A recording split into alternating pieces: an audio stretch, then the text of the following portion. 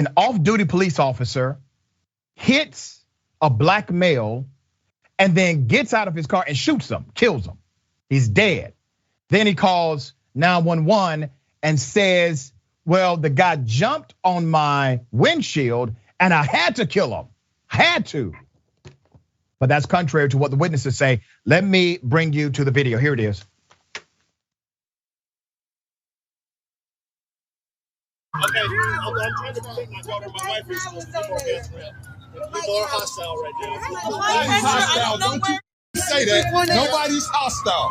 Don't you say that. I hear. Don't you say that. Nobody's hostile.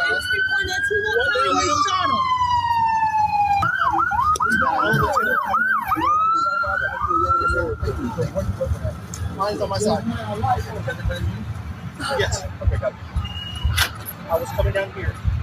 He ran across the street, so I stopped. He jumped on my car, started screaming. He pulled my windshield and started beating the glass. I have my daughter and my child in here. Yeah, got it.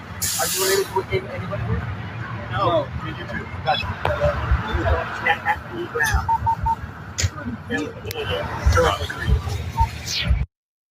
Let's put up a picture of Mr. Walker who was killed that day. Okay, this is in North Carolina. The person who killed him is an off-duty officer. He hit Mr. Walker, who was a pedestrian. According to the officer, Mr. Walker threw himself into the car. That's what he says. Jason Walker, 37 years of age. Walker's cousin said that he was involved in the social justice movement and cared deeply about the community. He tried to help young boys at the age where they need strong black male role models. He's a good guy, according to the narrative. Jason Walker was killed outside of his home over the weekend. Then police said he ran into traffic and jumped onto the car. The person in the car, an off-duty cop, then shot him, killed him. Those who saw the incident happen, however, allege that the cop hit the 37-year-old Walker with his truck and then jumped from his truck and shot the man. A bystander, let's put up a picture, Elizabeth Ricks, okay? Elizabeth Ricks, who was also present after the incident, got out of her car to try and apply pressure to Walker's wounds and save him. According to Willard's tweets, okay? Ricks said that the cop who shot Walker did not make any effort to help render aid. She said that instead he was calling his boss with the sheriff's office. According to the sheriff's office, the deputy shot before calling 911 to report the man. Wow. Rick said that the deputy's wife was sitting and playing with her hair while all other deputies stood around and watched as she desperately tried to save Walker's life. She also noted that she ensured the final words Walker heard were of love and compassion, while these other supposed public servants ignored. Here is Ricks recounting why she helped Walker. For him immediately. I didn't care what color he was or anything else.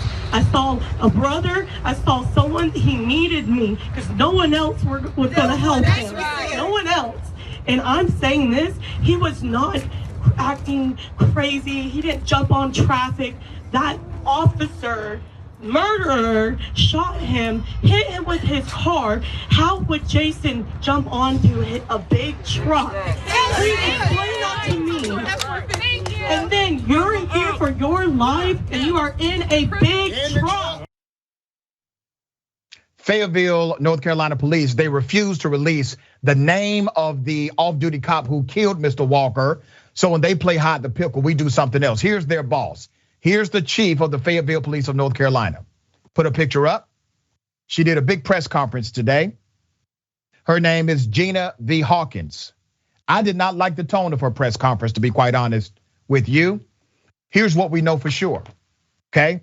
We know there was an off-duty cop. We know there was some sort of accident with his vehicle when he hit a pedestrian. We know that he hit a pedestrian and shot a pedestrian. We also know that witnesses are claiming that he, in fact, was the aggressor. We know these things on the record right now. And we also know he got to go home. He has still not been arrested. Now, damn it, do you think if I would have been in that situation and shot somebody that I just hit with a car, and there's a witness saying that I was the aggressor, that I would go home, or that you would go home, or that Miss Dahl would go home? No, all of us would go to jail. We will go to jail, we will go to a magistrate, we would maybe get bond, maybe not, and we would go through the judicial process, because that is what it is, it's due process. This is why people say defund the police. This is why people are upset about police conduct. Why?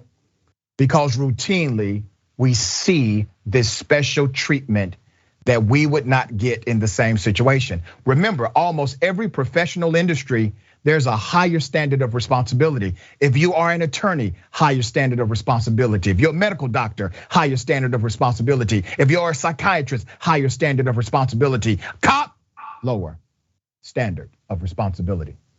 Ms. Dina Dahl, what are your thoughts?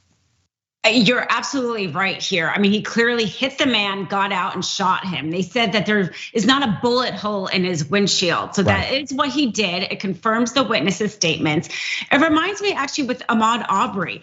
They were also kind of part of the law enforcement and didn't get charged. And in fact, the DA who was friends with him and decided not to charge him is on trial.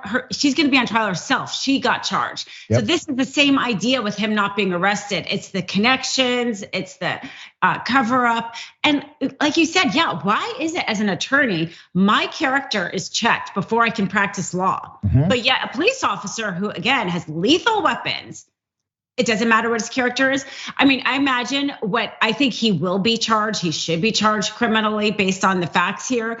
And it'll be interesting to see what his conduct was as a police officer.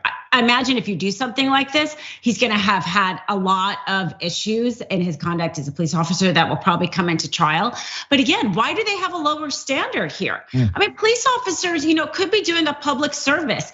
We could see them with respect. It could be a completely different situation, but there's no requirement for character, there's no ethical standards, there's no accountability, and it leads to an